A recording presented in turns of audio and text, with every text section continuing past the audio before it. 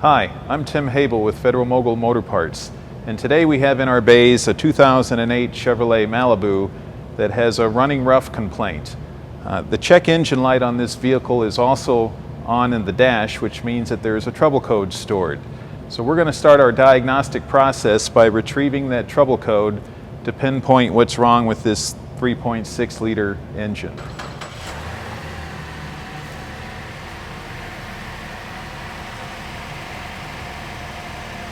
Okay, so you can see now that we've started the engine from a cold start, and there's a slight shake with the engine. With about 30 seconds of runtime, the engine will start to smooth out and the shake will disappear. So our symptom is primarily there on a cold start, which is going to lead us to a very specific diagnostic path. With the rough running complaint that we have and the check engine light being illuminated, the next step for us is to connect the OBD2 scan tool to the car to retrieve the trouble code. All right, we've pulled up the freeze frame information for the P0300 trouble code that we retrieved from the vehicle. And if you look at the information, what it's pointing us to is a failure when the engine was cold. The temperature here is very low. The loop status shows open loop, and the engine speed was 1,000 RPM. So this type of failure kind of points us into a potential vacuum leak type of a problem. Okay, based on our symptom that we have and the information that we retrieve from our scan tool, the next logical step is to pressurize the induction system with smoke so that we can isolate whether or not this engine has a vacuum leak. So we're going to go to the intake manifold and remove a major vacuum hose. We'll put an adapter on and then connect our smoke machine to the intake manifold. Once we have the smoke machine connected to the intake manifold, we can begin to pressurize the intake with our smoke. Once the induction system fills with smoke, to validate whether or not there is a leak in the induction system, we'll just look for smoke to be emitting outside. All right, after giving it about 30 seconds with the smoke machine on, we can look down at the lower manifold and see that there is smoke leaking out between the upper manifold and the lower intake manifold, which proves to us that we have an intake manifold gasket that is leaking. Now that we know what's wrong with the engine, we're going to go ahead and take off the intake manifold to find the bad intake gasket.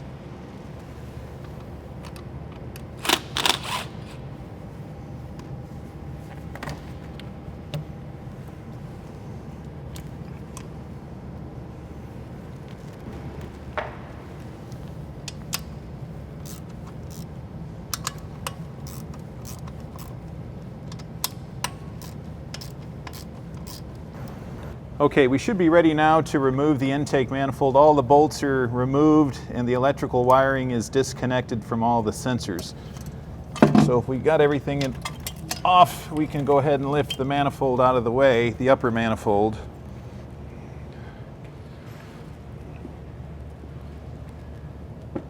Now that we have the upper intake manifold removed from the engine, we can see the lower intake manifold gaskets.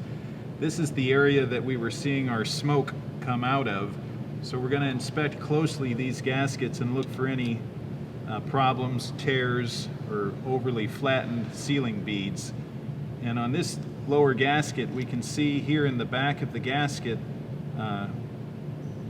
oil and wetness to show where the smoke would have been coming out when we were smoke testing the intake manifold. So this gasket is indeed bad and needs to be replaced, and we'll go ahead and do that now. Okay, we now have our new replacement fel-pro intake manifold gaskets, and just a quick differentiation from the original gasket to the fel-pro gasket. You can see the design changes here where we're using a composite-based material that uses a raised silicon bead here in blue, which will enhance the sealing area compared to the original equipment design gasket.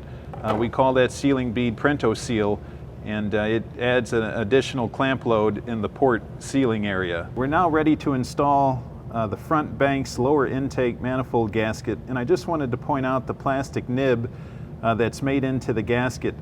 This little nib is designed to locate the gasket on the intake manifold so that it doesn't slide around during installation of the upper intake. So you just want to be sure that when you push the gasket down that nib is in place to kind of hold this gasket from sliding back and forth when installing the upper intake manifold.